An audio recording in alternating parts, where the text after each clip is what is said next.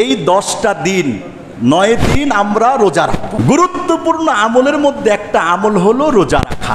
কি রাখা? রোজা রাখা।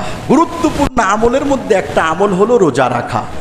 আবু দাউদ শরীফের হাদিসে এসছে, হযরত হুনাইদা বিনতে খালিদ আন ইমরাতিহি আন বাদি আজওয়াজিন নবী সাল্লাল্লাহু আলাইহি ওয়াসাল্লাম। হুনাইদা বিনতে খালিদ উনি তার স্ত্রী থেকে শুনেছেন, তার স্ত্রী রাসূল কারীমের কোন স্ত্রী থেকে কথা শুনেছেন।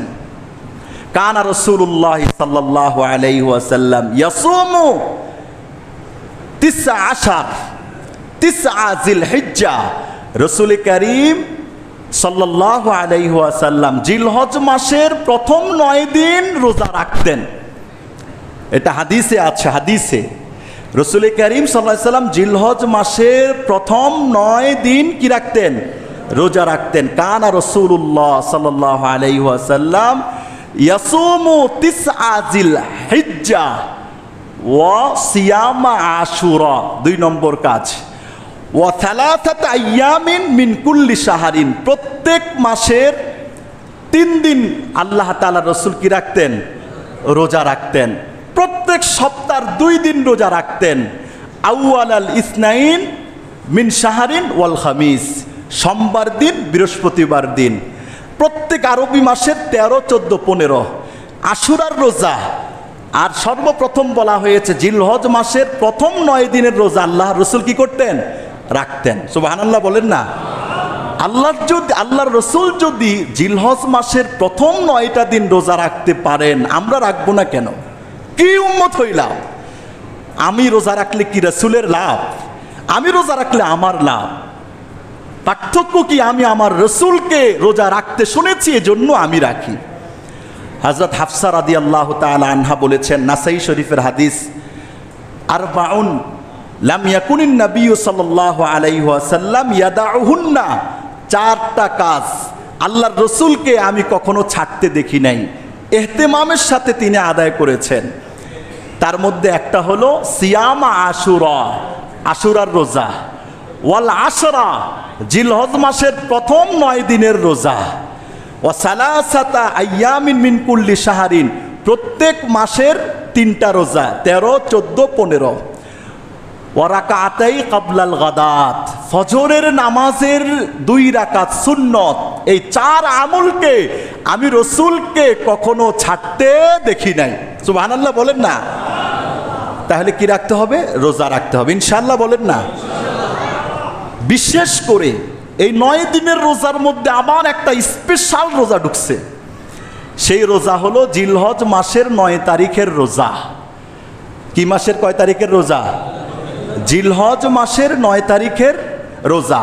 মুসলিম শরীফের হাদিসে এসেছে, বিশিষ্ট সাহাবী আবু কাতাদা রাদিয়াল্লাহু তাআলা আনহুর বর্ণনা, রাসূলুল্লাহ সাল্লাল্লাহু আলাইহি সাল্লাম বলেছেন, সিয়ামু ইয়াউমি আরাফা ইন্নী আহতাসিবু আলাল্লাহ আন ইউকাফফিরা সানাতাল্লাতী ক্বাবলা ওয়াস সানাতাল্লাতী বা'দা।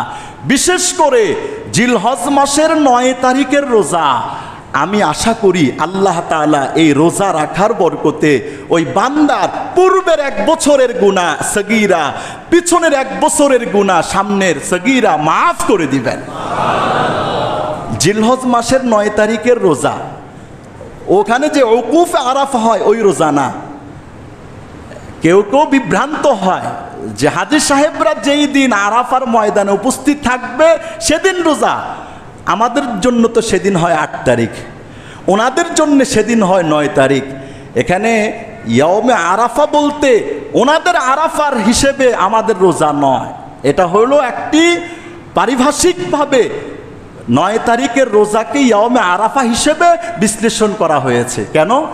হাজী সাহেবদের জন্যে জিলহজ মাসের 9 তারিখে রোজা না রাখা আরাফার ময়দানে উত্তম। কথা বলেন না কেন? হাজী সাহেবদের জন্যে জিলহজ মাসের 9 তারিখে আরাফার ময়দানে রোজা না রাখা উত্তম। আর রাসূল কারীমের হাদিস থেকে জানলাম আরাফার দিনে আমাদের জন্য, যারা আরাফার ময়দানে নাই তাদের জন্য হলো উত্তম। শুধু উত্তম না, 1 বছরের পূর্বের গুনাহ, 1 বছরের পরের সগীরা সব গুনাহ আল্লাহ মাফ করে দেন। সুবহানাল্লাহ। তাহলে আরাফার রোজা কয় তারিখে হবে? 9 তারিখে আল্লাহ তাআলা রসুল সাল্লাল্লাহু আলাইহি ওয়াসাল্লাম যে উম্মুল ফদল বিনতে হারেস রাদিয়াল্লাহু তাআলা আনহা, হাদিসটা আবু দাউদে আসছে, আন্না নাসান তামারাউ ইনদাহা, কিছু মানুষরা বাকবিতণ্ডায় জড়িয়ে গেছে, তর্কে লিপ্ত হয়ে গেছে। আন্না উনাসান তামারাউ ইনদাহা ফি সাওমি রাসূলিল্লাহি সাল্লাল্লাহু আলাইহি ওয়াসাল্লাম ফাকালা বা'দুহুম আন্নাহু সাইম ওয়া ক্বালা বা'দুহুম আন্নাহু লাইসা বিসাইম। কিছু পুরুষরা রাসূলের জমানায় বাকবিতণ্ডায় লিপ্ত হয়ে গেছে এই বিষয়ে যে আরাফার দিনে রসুল কারীম রোজা রাখছেন কি রাখেন নাই। কেউ বলে রাখছে, কেউ বলে রাখে নাই। তো বিচারটা গিয়ে পৌঁছলো কার কাছে? উম্মুল ফদল বিনতুল হারেস, হারেসের কন্যা উম্মুল ফজল রাদিয়াল্লাহু তাআলা আনহার কাছে। ওনার কাছে যখন বিচারটা গেল, তো তিনি কি করলেন? রসুল রোজা রাখছে কি রাখেন না এটা বোঝার সিস্টেমটা কি? ফা আরসালাত ইলাইহি বিকাদাহি লাবান।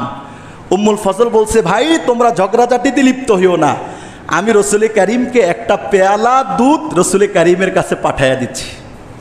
ফা আরসালাত ইলাইহি বিকাদাহি লাবান ওয়ান নবী সাল্লাল্লাহু আলাইহি ওয়াসাল্লাম ওয়াকিফুন আলা বাঈরিহি ফি ইয়াউমি আরাফা।